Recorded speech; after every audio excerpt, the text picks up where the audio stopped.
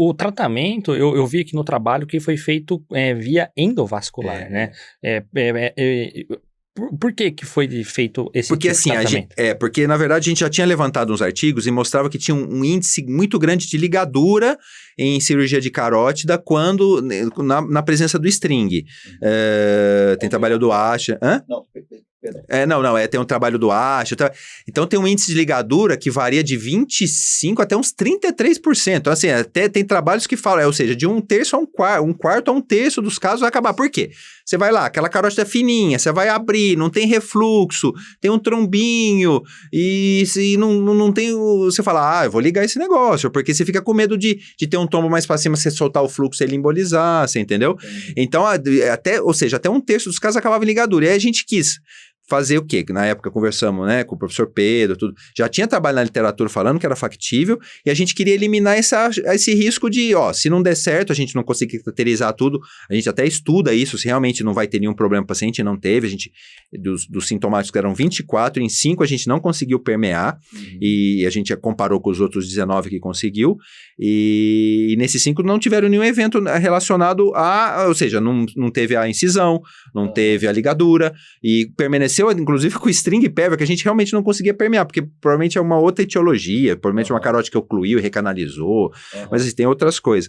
E aí eles não tiveram problema. E aí você evitou, talvez fossem 5 pacientes que teriam uma cervicotomia com ligadura, com outros problemas. Então a gente tentou direcionar para angioplastia.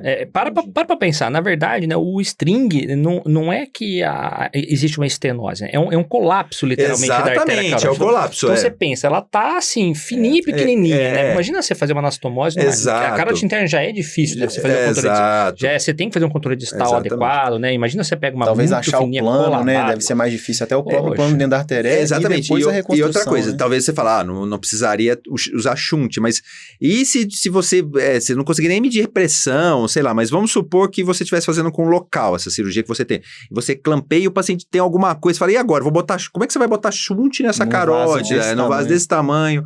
Então, assim, é complicado fazer endarterectomia, por isso que eles falaram, endarterece, e o plano distal, ela é super fininha, então, tanto que acaba muitas vezes em ligadura, você entendeu? Porque a ligadura é muito mórbida, né? Exatamente. E outra coisa importante, assim, que a suboclusão tem assim, tem a com e sem sinal do barbante, mas tem a suboclusão, porque assim, o termo suboclusão, assim, a gente às vezes fala suboclusão, não é suboclusão, as pessoas usam como sinônimo de estenose crítica.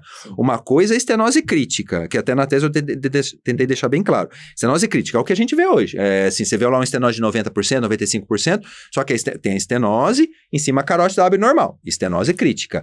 Outra é a suboclusão. A suboclusão, nesse termo, que se tenta na literatura fazer uma homogeneização do termo, é quando tem uma diminuição de calibre, e essa diminuição pode ser leve.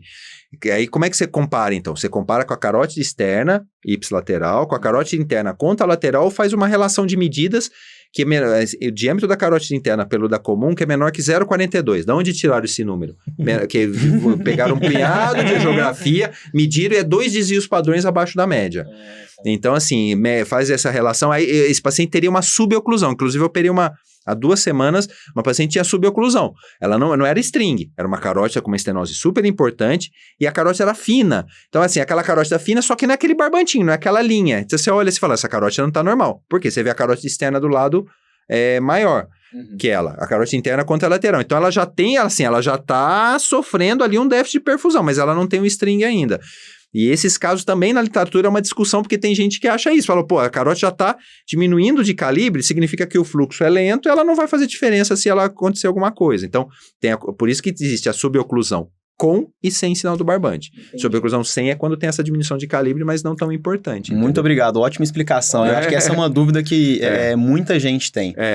Por isso que é importante. Não, estenose, quando for, mas não fala suboclusão quando é estenose crítica. Não, eu fico nervoso, só que não dá pra falar nada, porque às vezes que o senhor mais velho que eu, vou falar o quê, né?